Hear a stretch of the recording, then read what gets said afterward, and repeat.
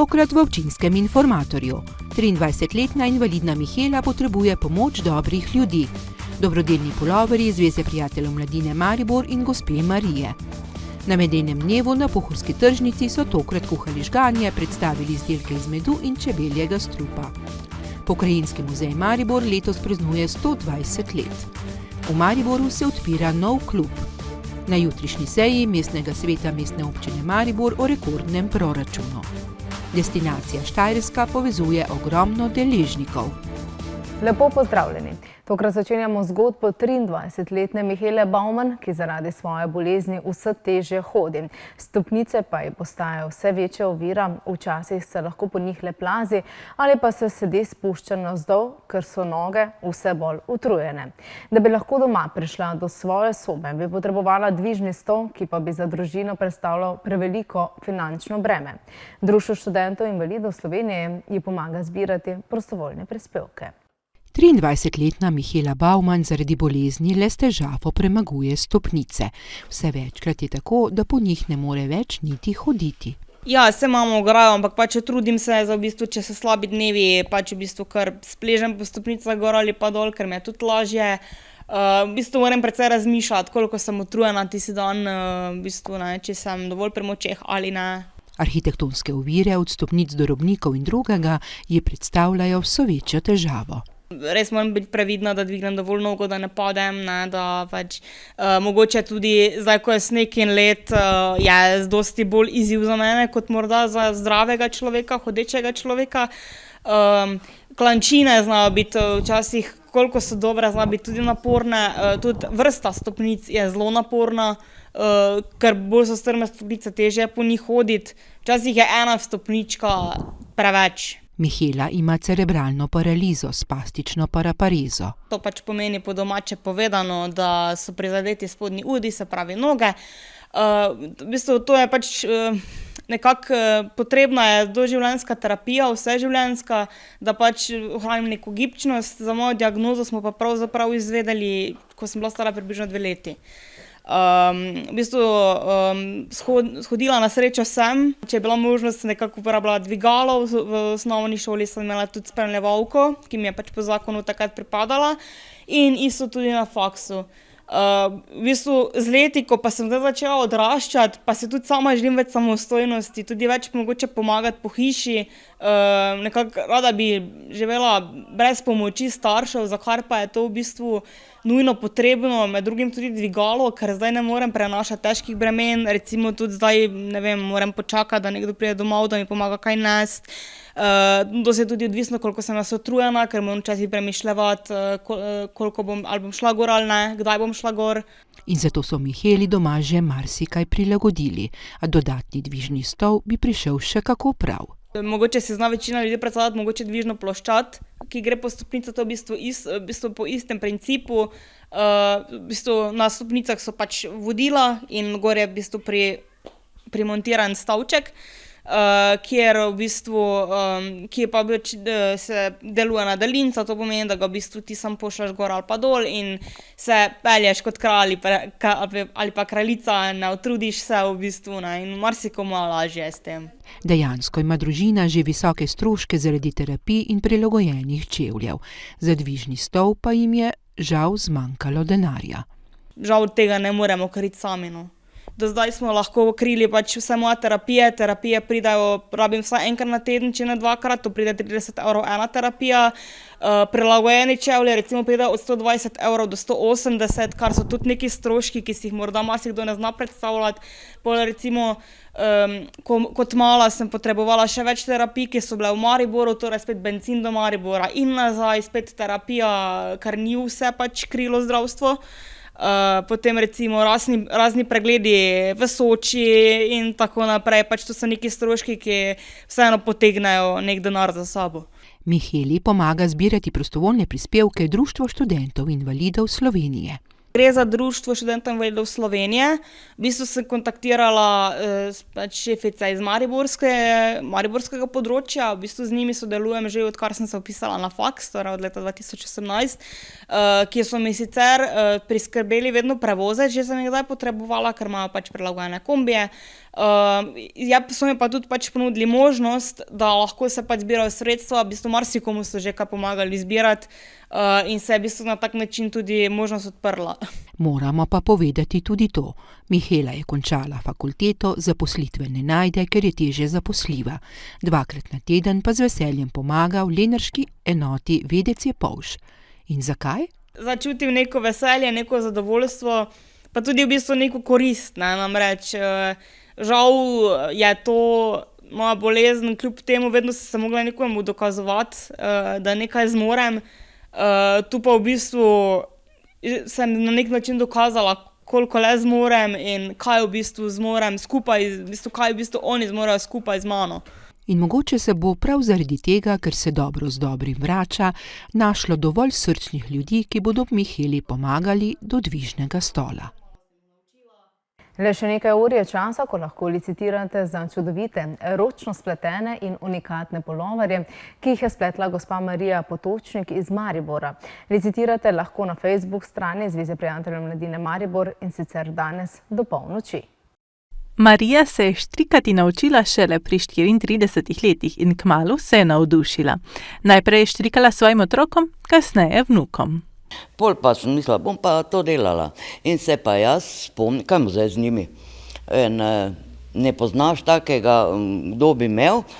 Pa sem se jaz spomnila, da sem jaz delala na EPF-u, da so tu prinesli od zveze veliko tako zložljivo škatlo. In so tu not metali te igračke, pa paketike, pa to za. No, in to sem se spomnila, jaz sem tega imela polno, pa sem mislila, nič, grem jaz v imenik iskat, Zveza prijateljev mladine, in sem poklicala in sem rekla, da pač iz ostankov delam polovarčke otroške in da bi jim dala. Prve donacije so bili izjemno veseli, tako zaposleni kot otroci. Pa seveda gospa Marija, saj ni lepšega kot slišati, da nekaj, kar sam ustvariš, pride nekomu prav v stiski. Ko dam tem socialno ogroženim, mi je zelo lepo. Zato, ker sem jaz imela 3 otroke, ampak od nikoga nikdar nisem nič dobila. Da bi mi kdo kar dal, kak danes to dobijo od socialke otroške, take. Moj mož je dobil otroške, pa je sam delal, da sem enemu šuhe lahko kupila. Tako da, meni se smilijo ti otročki, pa tudi starši. Tudi starši, ker vem, kakva muka je. Njeni pisani puloverčki so res unikatni, potrudi se, da je prav vsak nekaj posebnega. Za deklice več živih barv, za fantke več modrih in zelenih. Ni to po jusu delano, ne. Jaz pač to delam za sebe.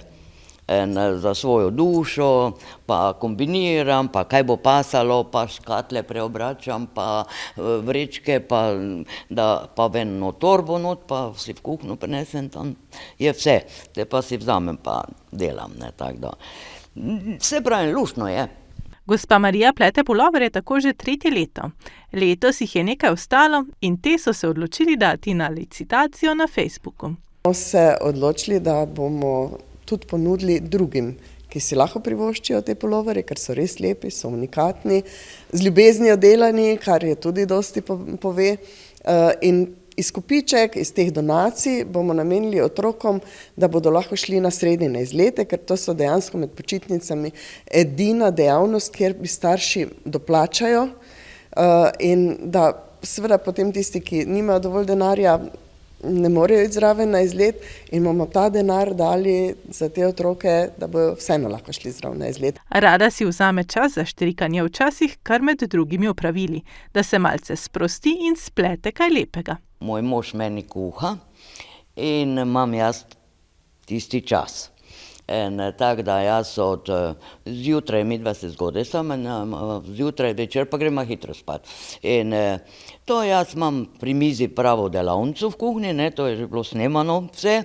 In tako da potem, kdaj imam čas, ker jaz štrikam, se pa spomnim, moram še to narediti, ne, ker mož koliko kuha, to je vse, ne, ja, ostalo je pa na meni, ne, tako da se pravi, te pa se vsedeš, greš, ono to, treba perilo vzeti iz stroja, treba obesiti. Srce jo boli, ko vidi, da se stiske nekaterih poglabljajo. Ja, ti otročeki bogi se mi smilijo. Res se mi smilijo, ker tudi, jaz imam vrtec poleg, ne, od Tona Župančiča.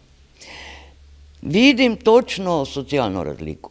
Na Zvezi prijateljev mladine se veselijo prav vsakega evra, zbranega od licitacije puloverjev. Šel bo za pomoč tistim otrokom, ki se sicer ne bi mogli privoščiti iz leta. Tako, to je dobrodelna dražba, donacije, ne prodajamo tega, ampak v svetu vedno bolj postaja moderno, da je doma narejeno, da je to ročno delo, pa radi bi tudi spodbudili pri nas malo drugačno gledanje, kot ste že prej omenili, gospa Marija rekla, nekateri rečejo, ja, to ni več moderno, pravzaprav postaja spet moderno in malo prehitevamo čas morda tukaj pri nas, ampak nič hudega, bomo vztrajali. Pletenine gospe Marije so skrbno ročno izdelane in vsaka je enkratna. Društvo prijateljev mladine Maribor in dedek Mraz sta jih sicer nekaj že predala otrokom iz socialno šibkih okolij. Na pohorski tržnici v Pivoli pa so imeli medeni dan, na katerem so predstavili kuhanje medenega žganja, med in celo kozmetiko iz čebeljega strupa. Ujeli pa smo tudi malega fantiča, ki nam je več povedal o skrbi za čebele. Poglejmo, kako je bilo. Da Mihael hodi po stopinjah svojega očeta, čebelarja Marka Cesarja, je bilo kaj hitro jasno, saj nam je razlagal tako o čebelah, kot tudi o medu. Kje imate vi čebelice? Na Pohorju Habakuku. Pa ti kaj pomagaš Atiju potem pri čebelah? Kaj vse delata? Zdravimo čebele. Kaj delata pol, recimo? A sta jih preštela že kdaj? Ali kaj počneta? Kaj delata tam pri čebelnjaku? Si ga videl že, verjetno, ne? Ja. Štejemo čebele, pa ko je kakšni roj, jaz ne grem poleg, ker me lahko kakšna čebela piči. Kaj pa vse ti z medom delaš? Imaš rad med? Ja, Kam si ga ti daš? Na palačinke, na kruh ali kaj? na palačinke, kruh. Kaj še kaj? A ga tudi kaj na žlico poješ ali pa daš v čaj? Ja, Kateri med imaš pa ti najrajši od vseh teh, ko so tu?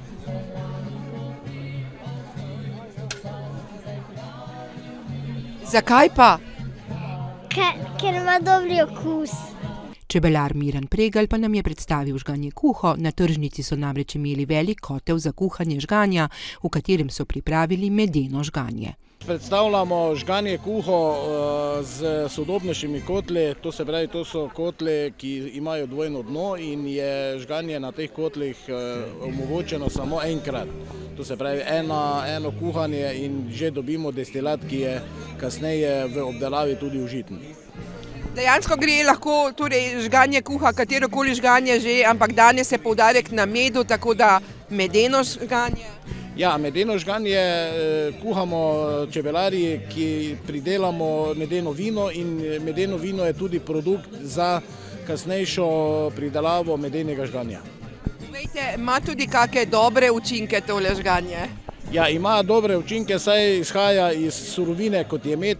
Navadno damo ta boljše medove, kot so gozdni, kostanjevi medovi in ostanejo tudi v žganju določene stvari, ki pač je za človeško telo tudi dobrodošlo.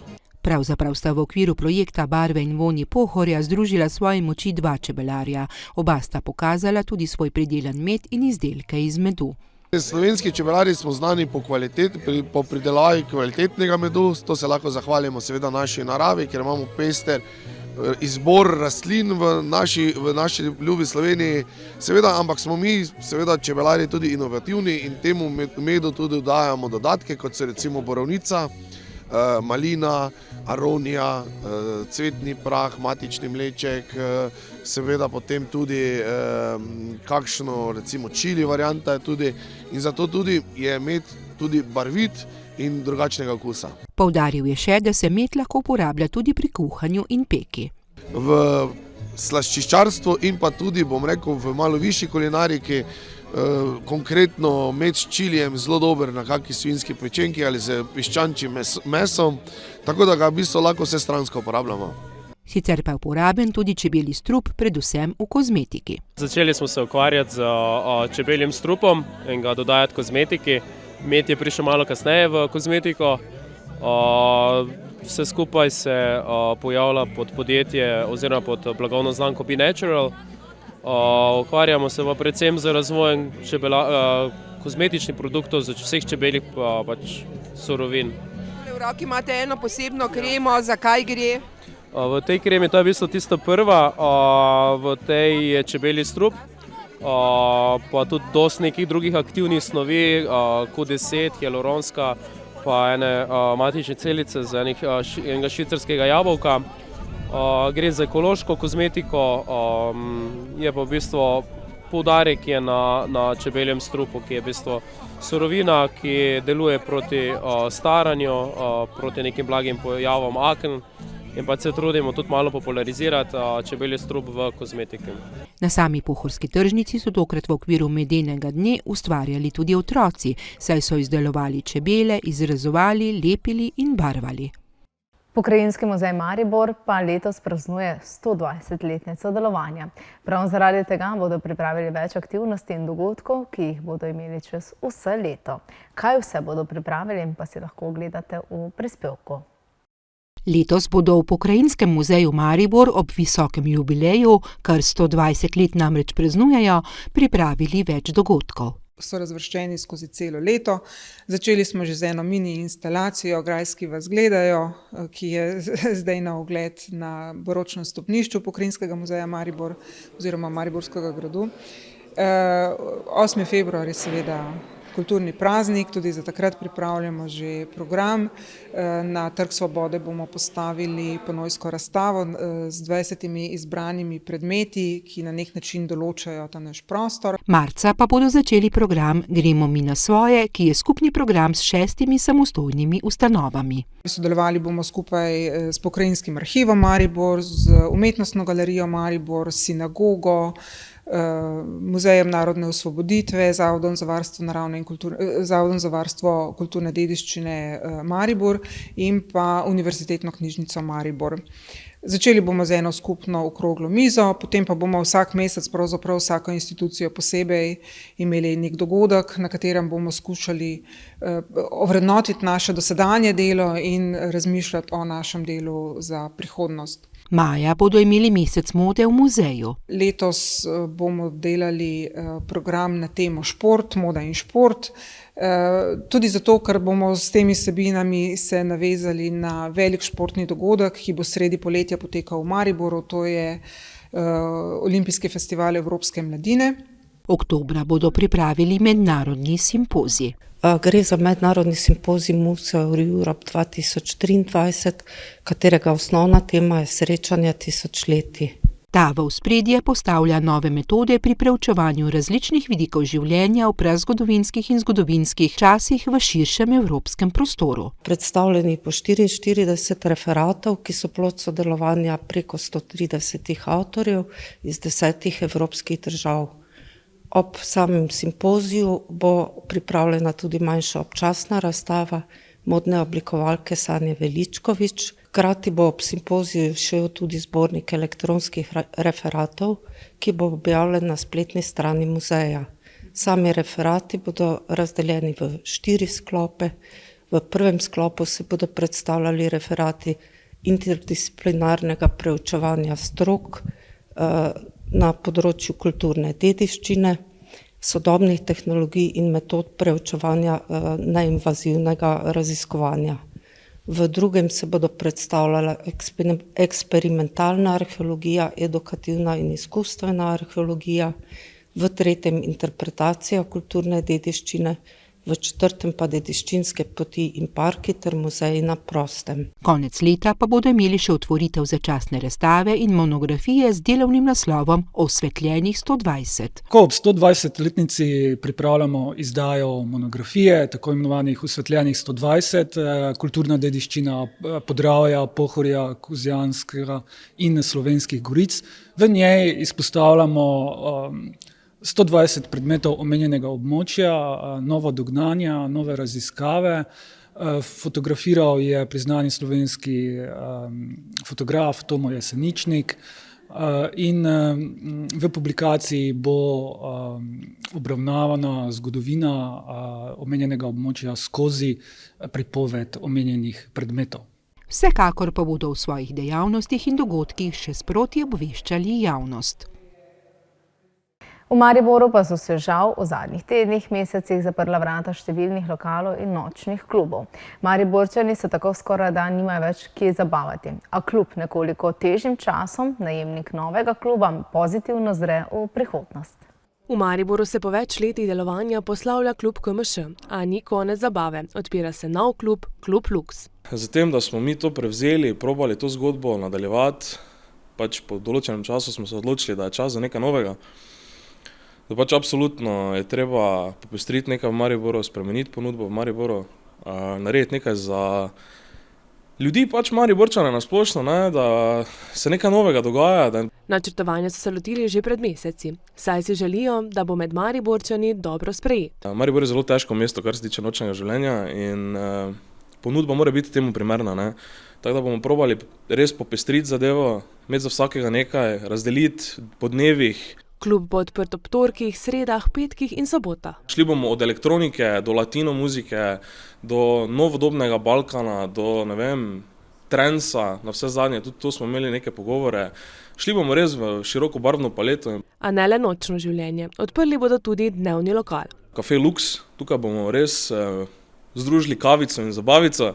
Teda v bistvu bomo tukaj delali na dnevni ponudbi za študente, za občane, v bistvu tukaj za tržnico, da bodo pač imeli nekaj za prigrizniti, dobro kavico in pač to združili z družabnimi igrami, ki bodo tukaj na razpolago vedno, da se bodo pač res zbližamo, različne generacije skupaj v teh naših prostorih. Zaveda se, da so težki časi, a tudi, da ljudje potrebujejo zabavo, zato optimistično zre v prihodnost. Prostori so trenutno v fazi obnavljanja, prav tako ostaja skrivnost otvoritvena zabava. Definitivno delamo na doživetju, ki bo temsko obarvano. To se bo ponavljalo, pol pač tudi iz meseca v mesec bomo imeli res nekaj tematskih čak.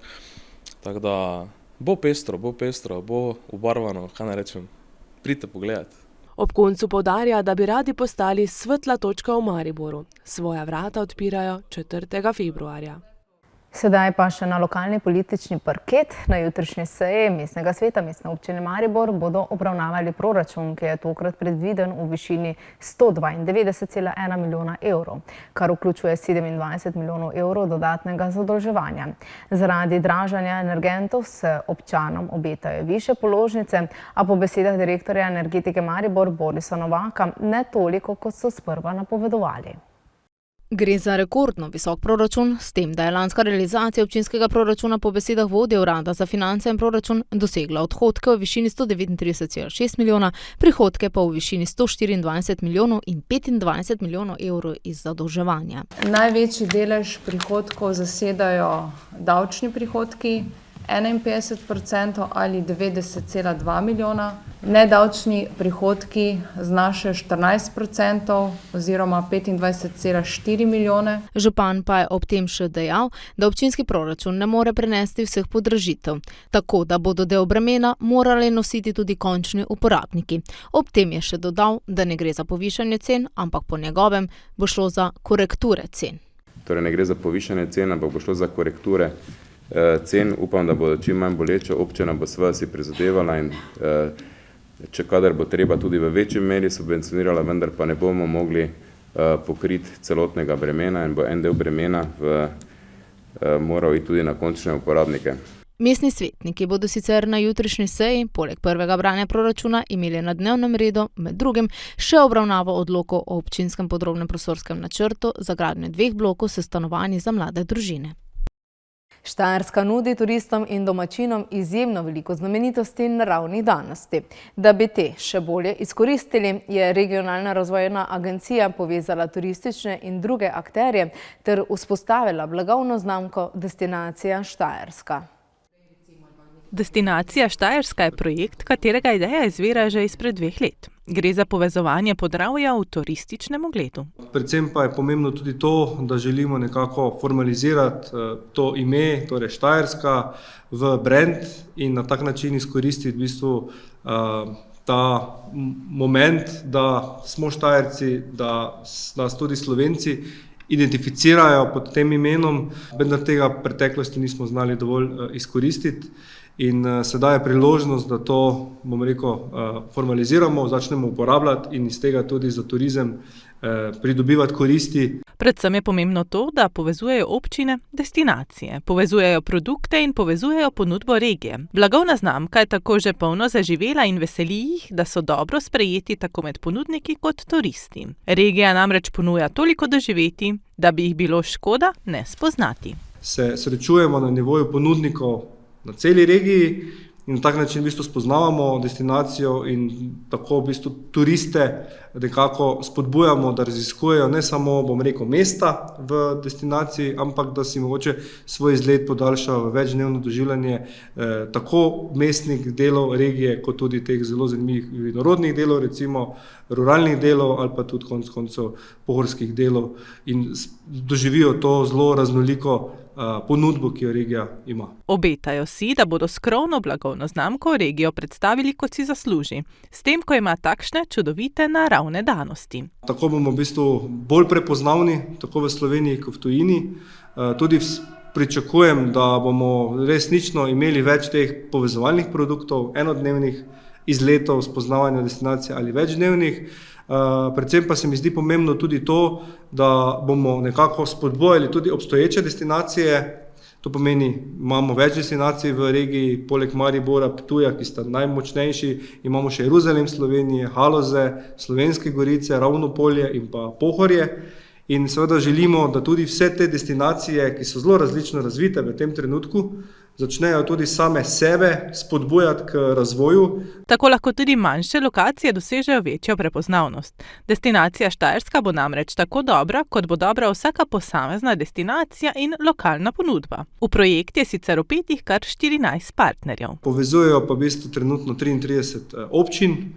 Se pa seveda sedaj pogovarjamo tudi z povezovanjem še nekaterih občin, ki še niso vključene, tako da računamo, da bi imeli večino občin v regiji v letošnjem letu tudi vključeni v sam projekt. V štartu so si zastavili, da bo projekt 2,5-letni. V prvi fazi v lanskem letu smo začeli z pripravo akcijskega načrta, potem pripravo temeljev blagovne znamke in pa predvsem grafične podobe Štajerske in pa pripravo spletne strani.